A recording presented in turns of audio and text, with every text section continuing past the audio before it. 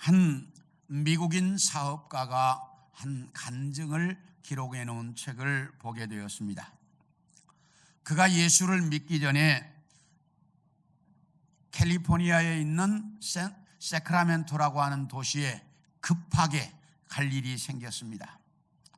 그래서 급하게 가다가 보니까 호텔을 예약할 수가 없었고, 그래서 이제 가면서도 그 큰 도시에 나 하나쯤 잘 방이 없으랴 이렇게 생각을 하고, 그리고 이제 세크라멘토라고 하는 도시에 갔습니다.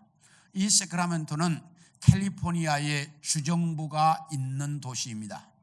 그러다 보니까 가끔 한 번씩 이제 큰 행사가 있는데, 가서 보니까 그날이 바로 행사가 진행되는 날이었어요. 그러다가 보니까 호텔에 방이란 방은 하나도 없어요. 그래서 어찌하나 고민을 하다가 힐튼 호텔 스위트룸 같은 데는 비싸니까 그런 방은 있겠지 이렇게 생각을 하고 힐튼 호텔로 갔습니다. 그래서 스위트룸이라도 방이 있느냐고 하니까 방이 없다는 거예요. 그러니까 이 호텔의 스위트룸까지도 전부가 다 방이 동이 나서 방이 없는 거예요. 그래서 오늘 밤을 어떻게 하나, 그리고 고민을 하고 돌아서려고 하는데, 자기 바로 뒤에서 호텔 프론데스크에 무슨 볼 일이 있는지 거기 서 있던 한 신사가 이러는 거예요. 선생님, 방 때문에 굉장히 고민이 되시겠는데 제 방은 넓고 침대가 2개 있는데 저 혼자 사용합니다. 그러니 제 방에 있는 그 하나의 나머지 침대라도 사용하시겠다면 괜찮은데 어떻게 괜찮겠습니까? 이 사업가는 너무너무 참 좋은 얘기였어요. 그래서 고맙다고, 그렇게 해도 되겠느냐고, 괜찮다고. 그래서 이제 그분의 방에 가서 그 침대에 침을 풀고 이제 서로 이런저런 이야기를 하다가 이제 잠자리에 들게 되었는데, 그분이 그러는 거예요. 먼저 주무십시오. 제가 불을 꺼드릴 테니까 먼저 주무세요. 저는 할 일이 좀 남아 있습니다. 아니, 불을 끄고 뭔 일을 한다는 말이야, 이 밤중에. 이 사업가가 생각할 때 희한한 생각이 들었습니다. 그래서 무슨 일을 하나, 그리고 불을 끈 다음에 깜깜한 밤중에 뭔 일을 하나 이렇게 보니까 침대 위에 올라가서 무릎을 꿇고 앉아서 기도하는 거예요.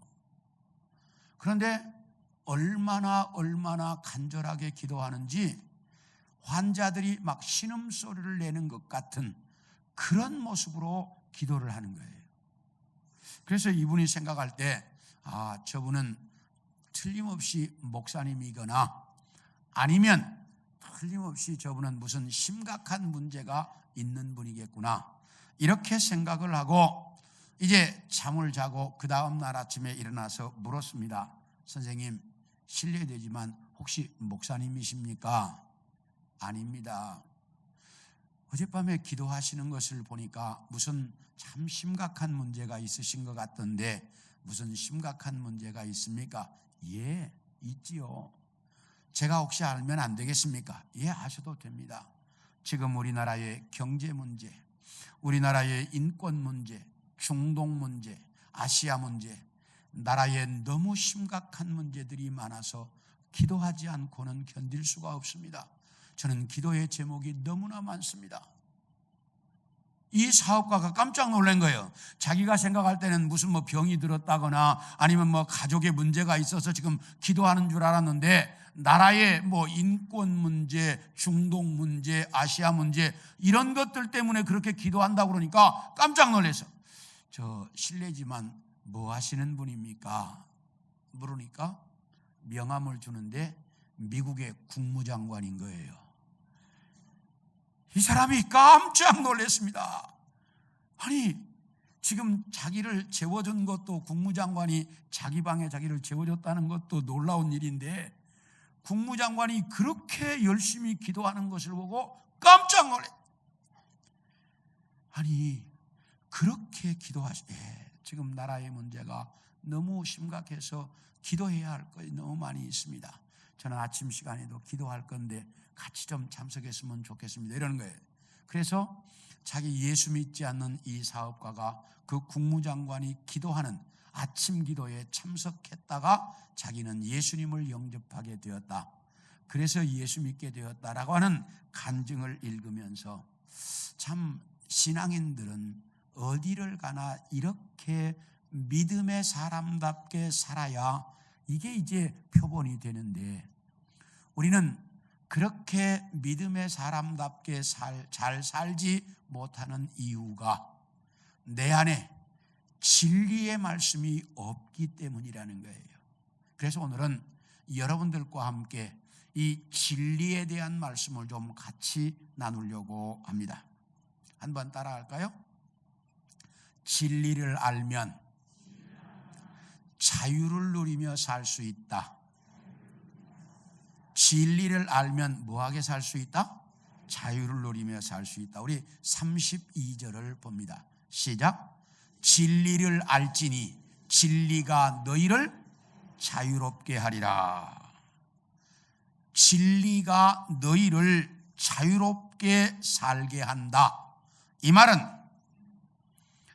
우리가 자유를 누리고 살려고 하면 뭘 알아야 된다는 말이에요? 진리를 알아야 돼요. 우리가 자유를 누리고 살려고 하면 진리를 알아야 된다. 그렇다면 진리가 뭘까? 진리가 뭘까? 우리 31절을 봅니다. 시작. 그러므로 예수께서 자기를 믿은 유대인들에게 이르시되 너희가 내 말에 거하면 참으로 내 제자가 되고 진리를 알지니. 이렇게 바로 이어져요. 자, 우리가 뭘 어떻게 살면 진리를 안다? 여기 그러잖아요. 내 말에 뭐하면? 거하면. 내 말에 거하면, 하나님의 말씀에 거하면 너희가 뭘 안다? 진리를 알게 된다. 이렇게 말하고 있어요. 그렇다면 내 말에 거한, 하나님의 말씀 안에 거한다는 뜻이 무슨 뜻일까? 내 말에 거한다는 그 뜻이 무슨 뜻일까? 이걸 영어 성경에는 NIV에 이렇게 번역을 했어요. Hold to my teaching. 내가 가르친 대로 붙잡혀 살면. Hold to my teaching. 내가 가르친 대로 너희가 붙잡혀서 살면. 이 말을 현대인의 성경은 내 말대로 살면 이렇게 번역을 했어요. 그러므로 말씀에 거한다는 뜻은 무슨 뜻이에요? 예? 아니 지금 제가 잘못 설명하고 있나요? 자, 내 말에 거한다. 말씀에 거한다는 뜻은 무슨 뜻이다? 말씀대로 산다는 뜻이다. 예. 말씀대로 살면 너희가 진리를 안다. 이렇게 말하고 있어요. 말씀대로 살아보면 너희가 진리를 안다. 이 말씀은 우리가 이 땅에서 하나님의 말씀대로 살아보면 이 말씀이 뭐라는 걸, 진리라는 걸 알게 된다는 거예요. 우리 요한복음 6장 68절부터 70절까지를 봅니다. 시작. 시몬 베드로가 대답하되 주여 영생의 말씀이 주께 있사오니 우리가 누구에게로 가오리이까? 우리가 주는 하나님의 거룩하신 자신 줄 믿고 알았사옵나이다. 예수께서 대답하시되 내가 너희 12를 택하지 아니하였느냐? 그러나 너희 중에 한 사람은 마귀니라. 이 말은 예수님께서 많은 사람들에게 이렇게 가르쳤습니다. 내 살은 참된 양식이요 내 피는 참된 음료로다. 내 살을 먹고 내 피를 마시는 자는 영생을 얻는다. 이렇게 가르쳤어요. 그러니까 거기 모여있던 수많은 사람들 중에 많은 사람들은 예수님이 오병이어 보리떡 5개와 물고기 2마리로 5,000명을 먹이실 때 그 음식을 먹었던 사람들이야. 이 사람들은 저분만 따라다니면 우리 굶지는 않겠다 이렇게 생각하고 예수님을 따라다니고 있었어요. 그런데 예수님이 내 살과 피를 먹고 마셔야 영생을 얻는다 이렇게 가르치니까, 아니 뭐라고? 자기의 살과 피를 먹는다고? 그러면 당신의 살을 주고 피를 준다는 얘기야? 이게 무슨 얘기야? 이런 말도 안 되는 소리 하는 사람, 저런 사람을 우리가 따라다녀야 할 필요가 어디 있어? 그리고 사람들이 다 떠나가 버렸습니다. 그러니까 그때 예수님께서 12 제자를 보시면서 너희도 떠나가겠느냐라고 물었어요. 그때 베드로가 주님, 영생의 말씀이 여기 있는데 우리가 어디로 가겠습니까? 우리는 주님이 하나님의 아들이라는 것을 믿고 알고 있습니다 라고 대답을 했습니다. 제자들은 예수님과 함께 살다가 보니까 그분이 하나님의 아들이라는 것을 알게 되었고, 그분이 가르치는 말씀대로 살아보니까 그 말씀이 진리라는 걸 알게 되었다 이 말이에요. 그래서 주님께서 너희도 가려느냐라고 물었을 때 베드로가 영생의 말씀이 여기 있으니 진리가 여기 있는데 우리가 어디로 가겠습니까?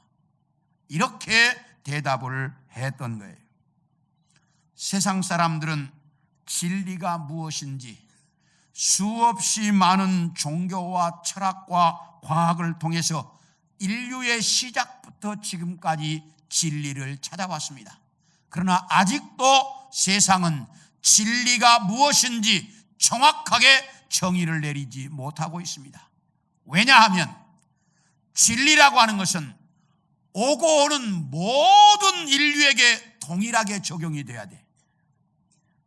모든 인류가 똑같이 적용할 수 있는 원칙이 있어야 이걸 진리라고 하는데, 인간마다 시대마다 때마다 다 달라요. 그러니까 진리가 무엇인지 아직까지 정의를 못 내리고 있어. 그런데 예수 믿으면 구원받는다고 하는 것은 과거에도 그랬고 현재에도 그렇고 미래에도 그럴 것이며, 흑인이나 백인이나 황인종이나 있는 자나 없는 자나 배운 자나 못 배운 자나 모든 인간에게 다 동일하게 뭐예요? 적용이 되는 것이고 다 똑같아. 그렇기 때문에 예수 그리스도를 진리다 이렇게 이야기합니다. 그런데 예수 그리스도는 말씀이 육신이 되었다 이렇게 말하잖아요.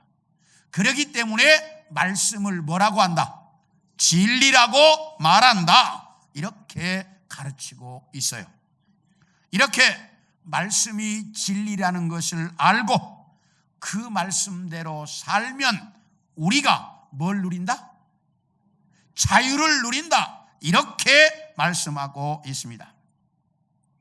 아니 여러분 지금 자유인이에요? 어디에 구속되어 있어요? 자유를 누리고 있어요. 그런데 뭔 자유를 누린다는 거예요? 자, 우리 34절을 보겠습니다. 시작. 예수께서 대답하시되 진실로 진실로 너희에게 이르노니 죄를 범하는 자마다 죄의 종이다. 예수님께서 유대인들에게 너희가 내 말대로 살면 너희가 자유를 누리며 살 수 있다. 그러니까 유대인들이 아니 우리가 아브라함의 자손으로서 우리는 지금 자유인이다. 그런데 무슨 자유를 누린다고 이야기하냐? 이렇게 우리의 생각과 똑같은 생각을 가지고 유대인들이 예수님께 질문을 했어요.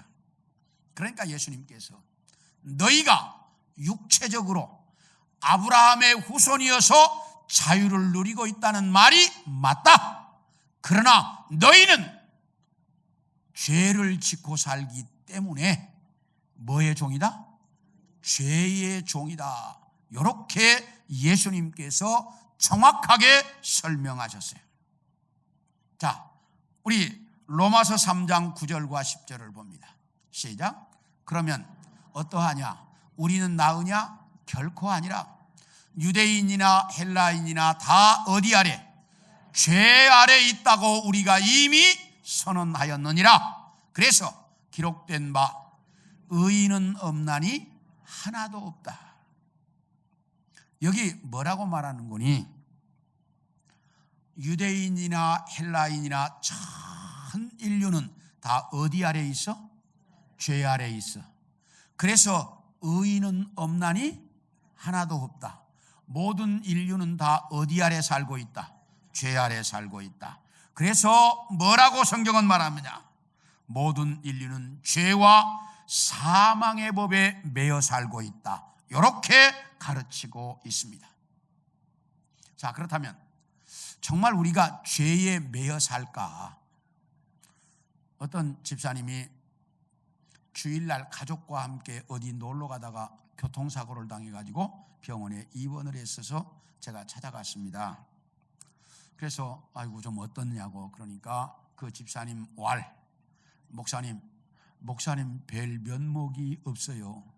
집사라는 것이 주일날 놀러 가다가 교통사고를 당했으니 목사님 별 면목도 없고 셀 식구들 볼 면목도 없고 전도 회원들이 찾아와도 볼 면목이 없어요. 죄송해요. 그분은 지금 뭐에 눌려 있는 거예요? 주의를 범한 죄에 눌려 있는 거야. 그래서 제가 그분에게 이렇게 말을 했어요. 집사님, 주의를 범한 것 때문에 회개하고 다음부터 주의를 범하지 않겠다고 다짐하는 것 잘했습니다. 꼭 그렇게 해서 다음부터 주의를 범하지 마십시오. 그런데 집사님이 주일 한 번 범했다고 교통사고 나게 해가지고 집사님이 이렇게 병원에 입원하게 만드는 것이 하나님이라고 하는 그 하나님을 째째하게 만드는 생각은 갖지 마세요. 제가 그렇게 이야기를 했습니다. 이렇게 우리는 무슨 일을 조금만 당하면 뭐 때문이라고? 죄 때문이라고 하는 생각을 버리지 못한다는 거예요. 왜 그래요? 죄에 갇혀 살고 있기 때문에 그렇습니다. 인간이 얼마나 죄에 갇혀 사는가? 우리 요한복음 9장 2절을 보겠습니다. 시작. 제자들이 물어 이르되 랍비여 이 사람이 맹인으로 난 것이 누구의 죄로 인함이니까? 자기이니까 그 부모이니까? 예수님과 제자들이 함께 길을 가다가 태어날 때부터 맹인으로 태어나서 길거리에서 구걸하고 있는 한 맹인을 만났습니다. 그때 제자들이 물었습니다. 선생님, 저 사람이 맹인으로 태어난 것이 본인의 죄 때문입니까? 그 부모의 죄 때문입니까? 왜 이렇게 묻고 있어요? 지금 이렇게 다 어디에 매여 있다는 거예요? 죄에 매여 산다는 거예요. 사람이 맹인으로 태어난 것까지도 죄 때문이라고 하는 이 죄에 매여 살고 있는 것이 우리 전 인류의 공통적인 모습입니다. 이렇게 죄에 매여 살다가 보니까 인간은 모두가 다 죽음에 대한 공포 속에 갇혀서 살아갑니다. 인간이 얼마나 죽음에 대한 공포 속에 사는지 우리 마태복음 26장 37절 38절 봅니다. 시작. 베드로와 세베대의 두 아들을 데리고 가실새 고민하고 슬퍼하사 이에 말씀하시되 내 마음이 매우 고민하여 죽게 되었으니 너희는 여기 머물러 나와 함께 깨어 있으라. 이게 누가 하신 말씀이에요? 예수님께서 누구에게? 베드로와 야고보와 요한에게 하신 말씀이에요. 십자가를 앞에 놓고 그 죽음이 얼마나 고민이 되었던지 제자들에게 내 마음이 슬퍼하고 고민하여 죽게 되었다. 예수님이 그렇게 제자들에게 말씀하셨고 그리고 기도하실 때 뭐라고 기도하셨어요?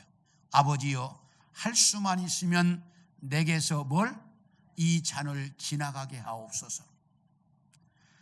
죽음에 대한 공포는 우리 예수님도 이렇게 이제 그 죽음에 대한 이 염려를 가지고 있었어요.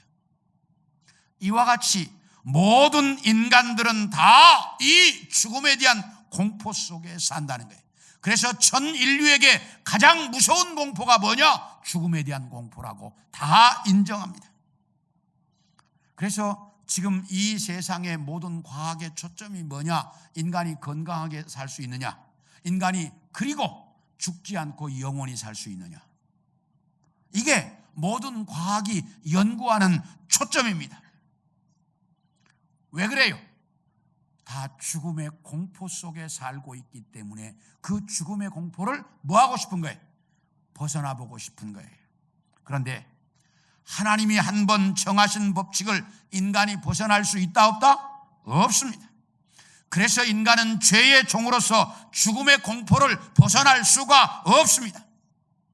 그런데 이 죄의 종으로서 죽음의 공포 아래 살고 있는 인간이 이 죽음의 공포를 벗어날 수 있는 유일한 길이 있습니다.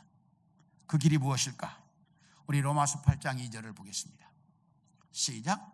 이는 그리스도 예수 안에 있는 생명의 성령의 법이 죄와 사망의 법에서 너를 뭐했다? 해방하였느니라.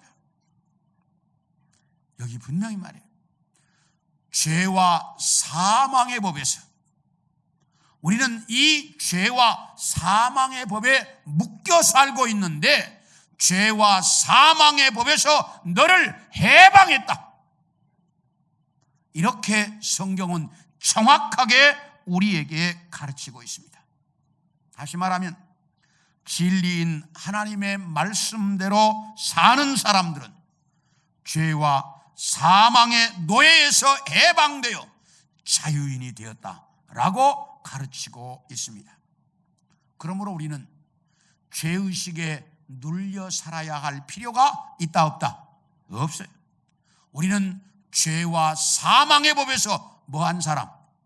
해방되어 살고 있다는 거예요. 그러므로 우리는 이 죄와 사망의 법에 매여서 여기서 묶여 사는 것이 아니고 하나님의 말씀 진리를 가지고 진리를 따라 살고 있기 때문에 이 죄와 사망의 법에서 해방된 자유인이라는 것을 분명하게 알고 이 자유를 따라 살아가는 여러분이 되기를 축원합니다. 우리는 이 분명한 죄의 법에서 해방되었다고 하는 사실을 알고 있어야 돼요. 둘째로 따라합시다. 진리를 알면 말씀이 깨달아진다. 뭐가 깨달아진다고요? 말씀이 깨달아진다. 우리 43절을 보겠습니다. 시작. 어찌하여 내 말을 깨닫지 못하느냐? 이는 내 말을 들을 줄 알지 못함이로다. 이 말씀은 유대인들이 예수님께 우리는 선택받은 아브라함의 자손이다. 그러니까 예수님께서 너희가 진짜 아브라함의 자손이라면 왜 나를 죽이려고 하냐? 나를 죽이려고 하는 것을 보니 너희가 아브라함의 자손이 아니다. 그러니까 이 사람들이 무슨 말이냐? 우리는 아브라함의 자손으로서 하나님을 섬기고 있다. 그러니까 하나님을 섬기는 사람이 하나님의 아들인 나를 죽이려고 해? 너희 속에 하나님의 영이 없다. 너희는 하나님의 자녀가 아니다. 라고 예수님께서 말씀하시면서 너희가 하나님의 자녀가 아니기 때문에 하나님의 말씀을 들을 줄도 모르고 깨달을 줄도 모른다. 이렇게 말씀하고 있습니다. 그런데 이 사람들은 분명히 아브라함의 후손이에요, 아니에요? 맞습니다. 육신적으로 보면 분명히 아브라함의 후손이에요. 그런데 육신적으로만 아브라함의 후손일 뿐 그들은 그들 속에 하나님의 영이 없어요. 그래서 하나님의 자녀가 아니었기 때문에 하나님의 말씀을 들을 줄 몰랐다는 거예요. 그렇다면 왜 이 사람들이 하나님의 자녀가 아니고 말씀을 들을 줄 몰랐을까? 우리 44절을 봅니다. 시작. 너희는 너희 아비 마귀에게서 났으니 너희 아비의 욕심대로 너희도 행하고자 하느니라. 그는 처음부터 살인한 자요 진리가 그 속에 없으므로 진리에 서지 못하고 거짓을 말할 때마다 제 것으로 말하나니 이는 그가 거짓말쟁이요 거짓의 아비가 되었음이라. 여기 너희는 너희 아비 마귀에게서 났다. 이렇게 딱 얘기해요. 그러면 왜 유대인들에게 너희 아비 마귀에게서 났다 이렇게 말할까? 유대인들은 구약시대에 오는 선지자들마다 다 뭐 어떻게 했어요? 죽이고 핍박하고 욕하고 비난했어요. 하나님의 사람인 선지자들을 죽이고 핍박하고 욕한 것을 보면 그들이 하나님의 자녀였어요? 아니었어요? 아니었어요. 사탄의 자녀였기 때문에 너희 조상들은 선지자들을 죽였다. 그런데 너희도 너희 조상들과 똑같이 하나님의 아들인 나를 죽이려고 하는 것을 보니 너희는 너희 속에 하나님의 영이 없고 하나님의 자녀가 아니고 너희는 하나님의 사람이 아니다 라고 예수님께서 정확하게 설명하고 있습니다. 그들 속에 하나님이 없고 그들이 사탄에 속해 있다가 보니까 하나님의 말씀이 귀에 들리지 않았습니다. 하나님의 말씀이 깨달아지지 않습니다. 그래서 결국 예수님을 십자가에 못 박아 뭐 했어요? 죽였습니다. 자, 여러분은 어떻습니까?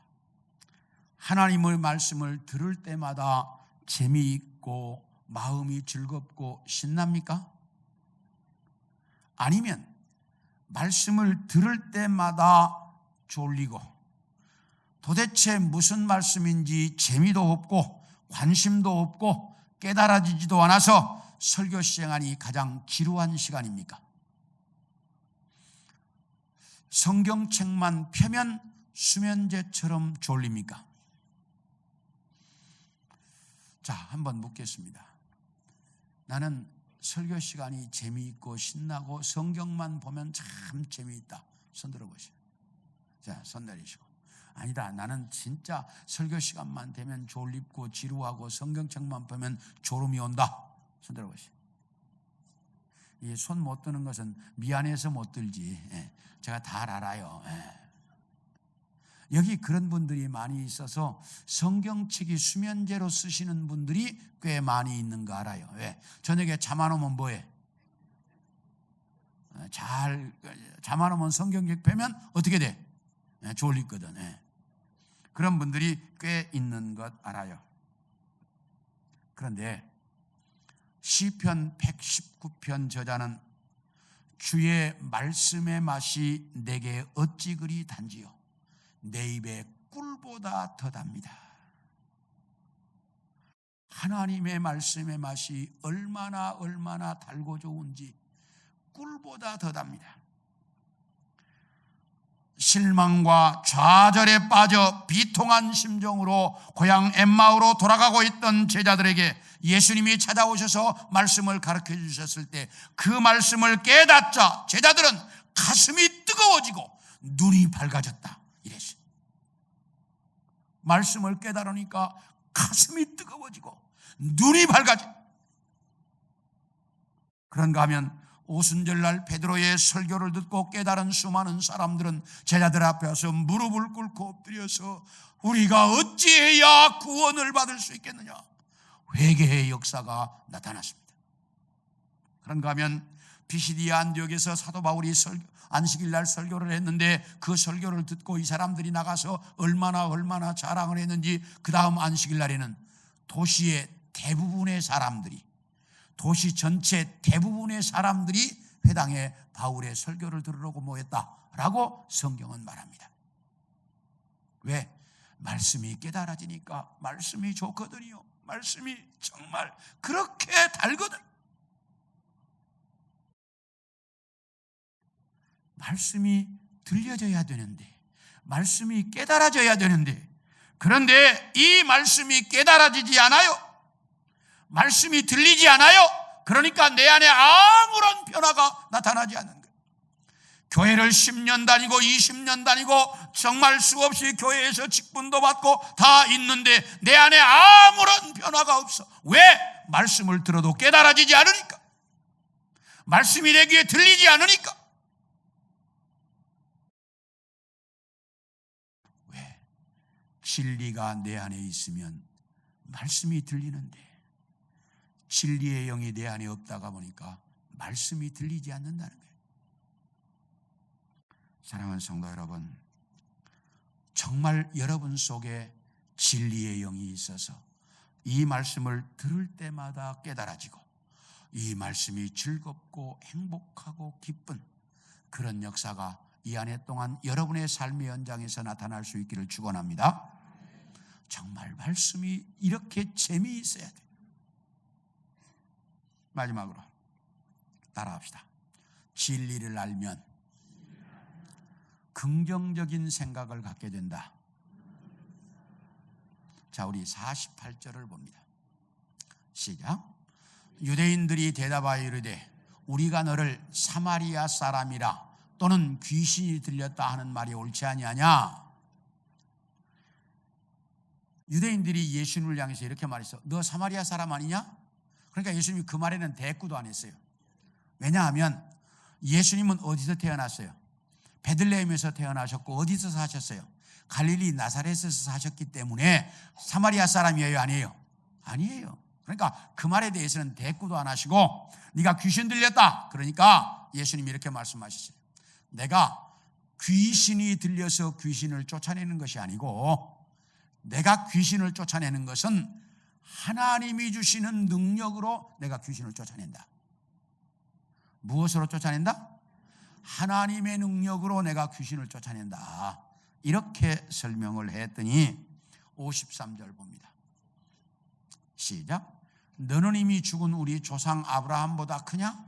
또는 선지자들도 죽었거늘 너는 너를 누구라고 하느냐? 이게 무슨 말이냐면 예수님께서 나를 믿는 자는 영원히 산다. 나를 믿는 자는 영생을 얻는다. 그러니까 야, 우리 조상 아브라함도 죽었고 선지자들도 다 죽었어. 그런데 네가 아브라함보다 위대하냐? 네가 선지자들보다 위대하냐? 영원히 산다고? 물론 말도 안 되는 소리를 하냐? 이러면서 예수님을 비난했습니다. 그리고 57절을 보겠습니다. 시작. 유대인들이 이르되 네가 아직 50세도 못 되었는데 아브라함을 보았느냐? 예수님께서 뭐라고? 너희 조상 아브라함이 나의 때 볼 것을 보고 좋아했다. 그러니까 아니 우리가 볼 때 너는 지금 50도 안 됐어. 그때 예수님 몇 살이었어요? 30살. 30살.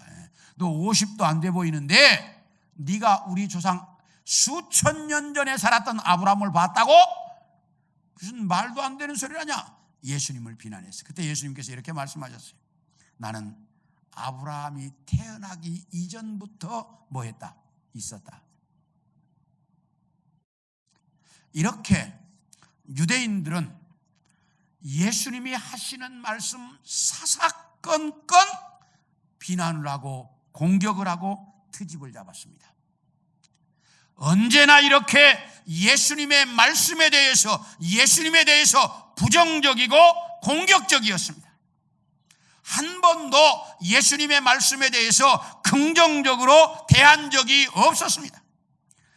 언제나 부정적이고 언제나 비난하고 언제나 공격을 했습니다. 그러더니 결국에는 예수님을 십자가에 못 박아 죽이고 말았습니다. 이렇게 부정적인 생각과 부정적인 삶을 사는 사람들은 언제나 이런 비참한 결과를 가져온다는 거예요. 한번 묻겠습니다. 제가 지난 주일날 미국 카네기 공대에서 가정생활, 사회생활, 직장생활에서 실패한 사람 1만 명을 대상으로 조사를 했더니 85%의 사람들은 무엇 때문에 실패했다 그랬죠? 야, 아직도 기억하시는, 좀 박수 한번 해줘야 돼. 박수를 해줘야 돼. 인간관계 때문에 실패했다 이렇게 설명을 드렸어요. 그럼 하나 더. 왜 인간관계에서 실패한다고 그랬어요? 인간관계에서 실패하는 이유는 부정적인 생각을 가진 사람들은 인간관계에서 실패한다 이렇게 말을 했어요. 자, 그러면 저를 보세요. 여러분들은 다른 사람들이 하는 일을 보면 잘한 일, 정말 칭찬할 일이 먼저 눈에 보입니까? 아니면 뭔가 잘못되고 뭔가 좀 이렇게 이상한 것이 눈에 보입니까? 자, 칭찬하고 싶은 일, 좋은 일이 눈에 먼저 보이는 사람 손 들어봐봐요. 네, 손 내리세요. 그러면 잘못되고 지적하고 싶은 것이 눈에 먼저 보이는 사람 손 들어봐봐요. 이 사람들도 손 안 드는 건 다 양심의 가책을 받아서 손 안 드는 거예요. 다 알아요. 네. 우리나라 사람들 대부분은 다 지적하고 싶은 것, 잘못된 것들이 먼저 눈에 보인다는 거예요. 잘 들으세요. 무슨 일을 볼 때마다 지적하고 싶은 것, 잘못된 것이 눈에 보이면 나는 부정적 사고방식을 갖고 사는 사람이고, 언제나 잘한 일, 좋은 일, 칭찬하고 싶은 것이 먼저 눈에 보이면 이건 긍정적 사고방식을 가지고 사는 사람이에요. 자꾸 지적하고 싶고 뭔가 충고하고 싶고 가르쳐주고 싶은 것이 눈에 잘 보이면 이 사람은 부정적 사고방식을 갖는데, 부정적 사고방식을 갖는 사람들은 지적질을 잘해. 뭘 잘해요?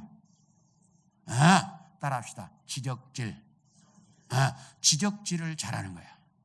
그래서 부부간에도 집에서 당신은 뭐가 잘못됐고 왜 그렇게 하냐, 그릇을 왜 그렇게 했느냐, 왜 밥을 안 해주냐 자꾸 부인에게 지적하면 부인이 좋아요, 싫어요? 같이 앉고 있잖아요. 또 남편들에게 부인이 당신은 왜 하는 모양이 그 모양이냐, 옷은 그 모양으로 입고 어쩌다가 그렇게 하고 말은 그렇게 하느냐, 그렇게 부인들이 지적을 계속하면 남편은 좋아요, 싫어요? 싫어요. 그래서 남편과 아내 사이도 뭘 잘하면, 지적질을 잘하면 부부 사이가 원망하는지 못해. 그래 결국은 젊은 사람들은 이혼한다니까. 직장에서도 마찬가지예요. 계속 당신 잘못했고 그렇게 그것도 못하냐고 자꾸 질문하면 좋아요, 싫어요? 꼴도 보기 싫어요, 그런 사람은. 사회생활하면서도 자꾸 지적하면 뭐라 그래? 그래, 네 잘났어, 네 혼자 잘 먹고 잘 살아. 그리고 가까이 안 해버리는 거야. 그래서 부정적인 시각으로 자꾸 보이면 지적질을 잘하고, 지적질을 잘하다가 보니까 인간관계가 뭐 하는 거예요? 틀어지는 거야. 인간관계가 틀어지는 거야. 그래서 우리는 이 세상에서 항상 좋은 일이 눈에 보여야 돼. 이걸 가르쳐서 영어로는 positive thinking 이렇게 말합니다. 긍정적 생각, positive thinking을 해야 돼. 그래서 언제나 좋은 면을 먼저 보고 좋은 것을 지적하고 좋은 것을 이야기하고 자꾸 이래야 돼. 그런데 사람들은 negative thinking, 다시 말하면 부정적인 생각을 하는 거야. negative thinking을 하는 거야. 그러니까 자꾸 지적하고 지적질을 하니까 넌 싫어, 가까이 안 해. 그러니까 가까이 하려고를 안 해. 그래서 인간관계가 틀어지는 거예요. 자, 따라합시다. 올해는 지적질을 하지 말자.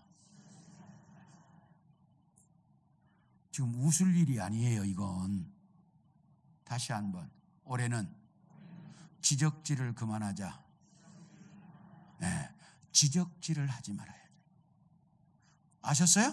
네. 지적질을 하지 않으면 사람들이 다 좋아해. 그러면 그 사람과의 인간관계가 좋아지는 거예요. 우리는 이 세상을 살아가면서 이렇게 언제나 포지티브 띵킹을 해야 돼. 네거티브 띵킹을 하면 안 돼. 그런데 오늘 본문에 나타난 이 유대인들은 언제나 네거티브 띵킹을 하는 사람들이었어요. 그래서 예수님에 대해서 한 번도 긍정적이지 않았어요. 계속해서 지적하고 계속해서 싫어하고 계속해서 공격하고.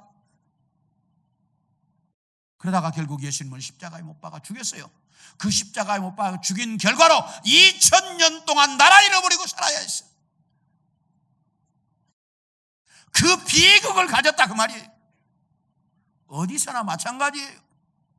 이렇게 부정적 사고를 가지고 살면 항상 그 인생은 비참한 거예요.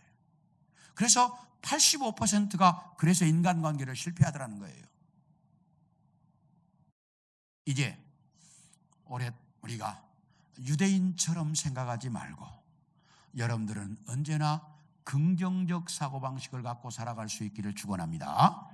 그래야 내가 좋은 인간관계를 가질 수 있고, 그래야 여러분이 어디 가서든지 예수님을 전도할 수 있고, 그래야 여러분을 통해서 그리스도의 복음이 전해지는 거예요. 이해가 되셨습니까? 그래서 우리는 언제나 긍정적 사고방식을 가지고 살면서 내가 진리 안에 사는 사람으로서 세상에 복음을 전하는 자들이 되어질 수 있기를 축원합니다. 이렇게 진리를 알면 죄로부터 자유함을 누릴 수 있고, 진리를 알면 하나님의 말씀이 내 귀에 들려, 그리고 진리를 알면 언제나 이런 긍정적 사고방식을 갖고 살게 된다 그 말이에요. 원하기는 우리 성도들 모두가 진리 안에 살아가는 정말 복된 성도들이 되어질 수 있기를 축원합니다. 축원합니다.